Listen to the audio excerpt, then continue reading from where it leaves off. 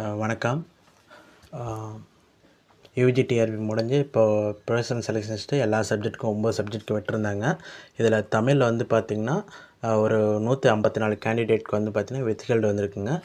இவங்க வந்து பார்த்திங்கன்னா இப்போ இவங்களுக்கான அந்த தடையாணையை வந்து அதாவது ஈக்குவலண்ட் ஜியோ வந்து பார்த்திங்கன்னா வேணும்னு சொல்லிட்டு லாஸ்ட் வீக் வந்து பார்த்திங்கன்னா அண்ணாமலை யூனிவர்சிட்டி போயிருந்தாங்க. இப்போ திரும்ப வந்து பார்த்திங்கன்னா அவங்கள கோரிக்கை வந்து பார்த்திங்கன்னா நினைவூட்டும் விதமாக வரும் 3/9/2024 அதாவது செப்டம்பர் 3 அன்று செவ்வாய்க்கிழமைக்கு திங்கட்கிழமை நைட் கிளம்புறாங்க. செவ்வாய்க்கிழமை வந்து பார்த்திங்கன்னா அவங்க அண்ணாமலை யூனிவர்சிட்டியில் இருக்கிற மாதிரி வந்து பார்த்திங்கன்னா போகிறாங்க. அவங்க கோரிக்கையை முன் வச்சு இது திருப்பி ஒரு மறு நினைவூட்டலுக்கோசரம் வந்து பார்த்திங்கன்னா அவங்க போகிறாங்க. இதில் இன்னொரு விஷயம் என்ன கவனிக்க வேண்டிய விஷயம் என்னென்னு பார்த்திங்கன்னா, லாஸ்ட் டைமே சொல்லியிருந்தேன், இதை பிலிட் முடித்தவங்க அதாவது இந்த செலெக்ஷன் லிஸ்ட் இருக்கிறாங்க, நம்மளுக்கு பிரச்சனை கிடையாது, நான் பிஜிக்கு தான் படிச்சுட்ருக்கேன், அசிஸ்டன்ட் ப்ரொஃபஸர் படிச்சுட்ருக்கேன்னு சொல்லிட்டு நினச்சிட்டு இருக்க வேண்டாம். இது உங்களுக்கும் சேர்த்து தான் அவங்க போகிறாங்க. ஏன்னா வந்து பார்த்திங்கன்னா நீங்கள் படிச்சுக்கிட்டு இருந்தீங்கன்னா இவங்களுக்கு சக்ஸஸ் ஆனால் மட்டும்தான் உங்களுக்கும் எந்த ஒரு பாதிப்பும் இல்லாமல் வந்து பார்த்திங்கன்னா அந்த ஜியோ வந்து பார்த்திங்கன்னா உங்களுக்கு பாதுகாக்கும். அப்படி இல்லாத பட்சத்தில் பாதிப்பு எல்லாத்துக்கும் சேர்த்து ஒன்றே தாங்க.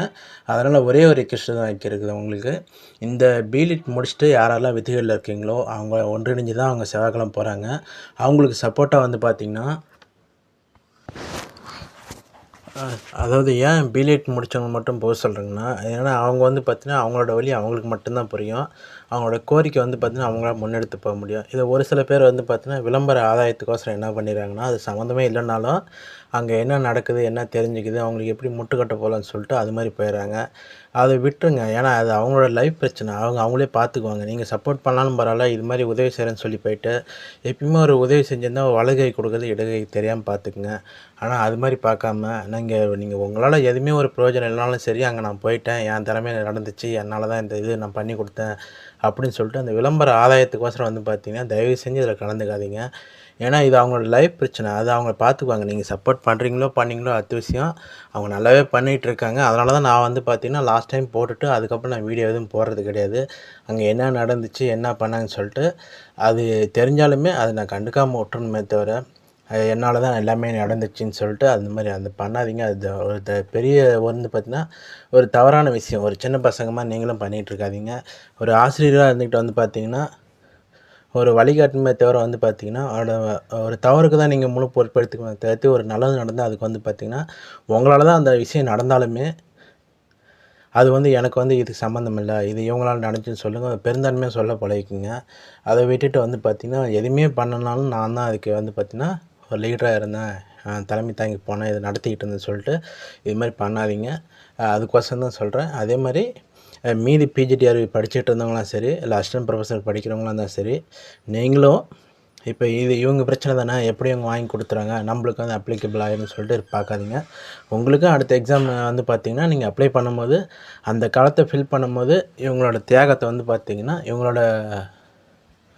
இவங்களோட போராட்டத்தை வந்து பார்த்திங்கன்னா நீங்களும் நினச்சி பார்க்குற மாதிரி தான் இருக்கும். அதனால் நீங்களும் வந்து பார்த்திங்கன்னா ஒரு பெருந்தன்மையோடு வந்து பார்த்திங்கன்னா கலந்துக்கிட்டு ஆதரவு கொடுங்க.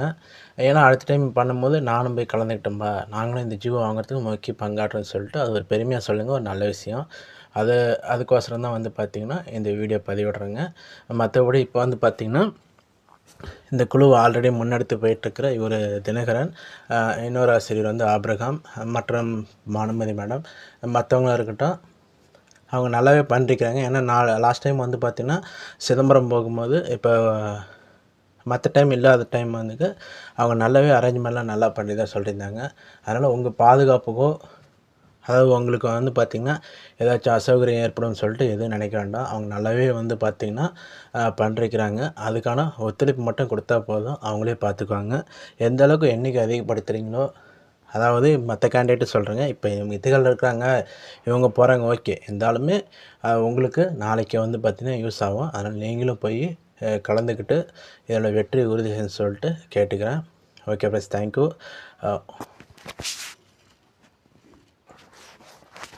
அடுத்த மற்றவங்களுக்கு என்ன ஒரு கொஷின்னா கவுன்சிலிங் எப்போ நடக்குதுன்னா, கவுன்சிலிங் வந்து செப்டம்பர் செகண்ட் வீக் எண்டில் நடக்கிறதுக்கான பாசிபிள் இருக்குதுங்க. உங்களுக்கு ஆன்சராகவும் இதிலே சொல்லிடுறேன். இதுக்கான மற்றபடி இந்த வீடியோ வந்து பார்த்திங்கன்னா முழுக்க பிலிட் தொடர்பான வீடியோ தான். அதனால் ஏதாச்சும் சந்தேகம்னா கீழே கமெண்ட் செக்ஷனில் பண்ணுங்கள், நானும் ஆன்சர் பண்ணுறேன். Okay friends, thank you. சப்போர்ட் பண்ணுங்கள். ஓகே.